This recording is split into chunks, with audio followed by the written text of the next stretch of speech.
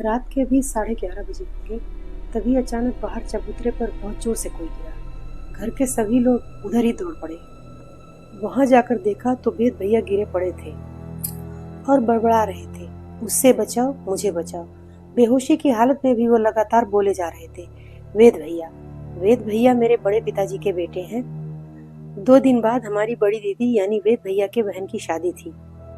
हमारा गांव शहर से बहुत दूर है। अब तो बहुत सारी सुविधाएं हो गई हैं, लेकिन उस समय कुछ ही गांव जो शहर से सटे थे वहीं पर लाइट वगैरह की सुविधाएं थी। अब तो हर गांव में बिजली पानी की व्यवस्था है। गांव शहरों से ज्यादा आधुनिक हो गए हैं। हाँ, तो वेद भैया रेलवे में नौकरी करते थे। अभी भी वो रेलवे में ही नौकरी कर रहे हैं। अक्सर उन्हें देर हो ही जाता था। जब कभी ज्यादा देर हो जाता था तो वो कहीं रुक जाते थे। गांव में लोग 9 या 10 बजे तक सो जाते थे, लेकिन घर में शादी थी इसलिए चहल पहल थी। और उस समय गाना बजाना प्रोग्राम भी चल रहा था। बच्चों को छोड़कर सभी लोग जाग रहे थे, क्योंकि लाइट की समस्या हमेशा रहती थी। जब वेद भैया चौराहे पर बस से उतरे तो 10 बज चुके थे। चारों तरफ सन्नाटा था। फरवरी का महीना, ऊपर से ठंडी, लेकिन वेद भैया को घर पहुंचना बहुत जरूरी था। जब वो चौराहे पर पहुंचे तो दुकानें बंद हो गई थी। उस समय वहाँ एक छोटी सी मार्केट हुआ करती थी और गांव वालों का सारा सामान यहीं से जाता था, तो वहाँ के सभी दुकानदार हम लोगों को पहचानते थे। अब समय बदल चुका है, लेकिन उस समय सब एक दूसरे की मदद के लिए हमेशा तैयार रहते थे। वेद भैया को कुछ सामान गुप्ता जी के यहाँ से लेना था और एक डिब्बा दही भी ले जाना था। उन्होंने गुप्ता जी का दरवाजा खटखटाया और दही का डिब्बा लेते हुए बोले, और सामान मैं सुबह ले जाऊंगा। गुप्ता जी ने कहा, वेद भैया रुक जाइए, रात बहुत ज्यादा हो चुकी है। पर वेद भैया डरते कहाँ थे। उस समय मिट्टी के तेल से लालटेन या फिर दिया जलाया जाता था। भैया ने कहा, मुझे टॉर्च दे दीजिए, घर पहुंचना जरूरी है। अभी तो 10 ही बजे हैं। गुप्ता जी ने भैया को कहा, टॉर्च तो नहीं है, आप ये लालटेन ले जाइए। गुप्ता जी के यहाँ से थोड़ी मिठाई, दही और लालटेन लेकर भैया चल पड़े। चौराहा छोड़ने के बाद कुछ दूरी तक तो पक्की सड़क थी। उसके बाद खड़ंजे वाली सड़क शुरू हो गई। उस समय सड़कें तो बनी नहीं थी। दोनों तरफ मूंज और सरपत की घनी झाड़ियां और पेड़, बीच में गड्ढे और मिट्टी वाली सड़क। अभी कुछ दूर ही चले होंगे, तभी उनके सामने एक काला कुत्ता चलने लगा। अचानक वह कुत्ता गायब हो गया। फिर पीछे से कुत्ते के चलने की आवाज आने लगी।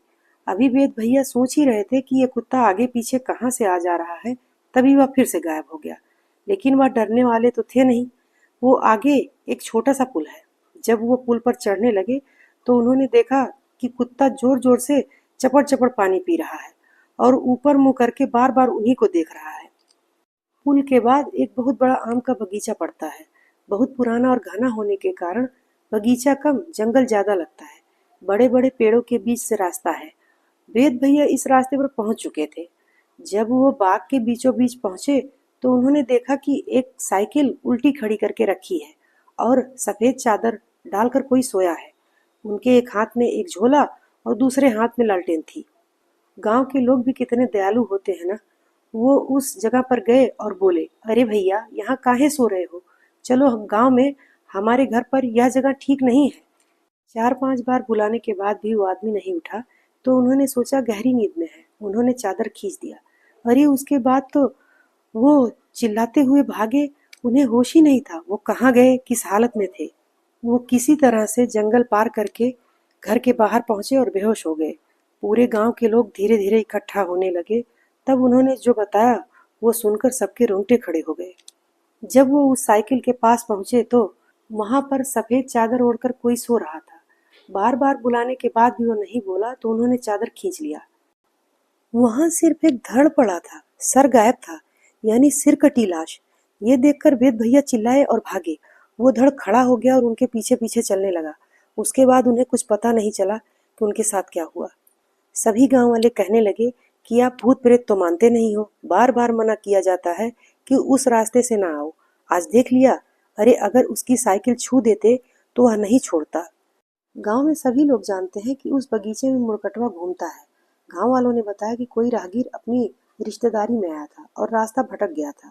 उसी पेड़ के नीचे जहां साइकिल उल्टी पड़ी थी, वहीं थकान के मारे सो गया। उस समय गांव में चोरों का एक दल बहुत सक्रिय था। वो लोग सामान तो छीनते ही थे, मार भी डालते थे। उन लोगों ने उसकी साइकिल और पैसा छीनना चाहा। वह उन लोगों को पहचान गया था, इसी कारण उसका गला काटकर उसकी हत्या कर दी और गला कहीं फेंक दिया। उसकी गर्दन न मिलने के कारण पता ही नहीं चला कि वो कौन था। तब से वह वहीं रात को दिखता है। कभी कभी लोग दोपहर में भी देखे हैं। गांव में आने का एक और रास्ता है, लेकिन वह रास्ता बहुत लंबा है। वेद भैया उस दिन से उस रास्ते से कभी नहीं आए, कभी भी नहीं आए।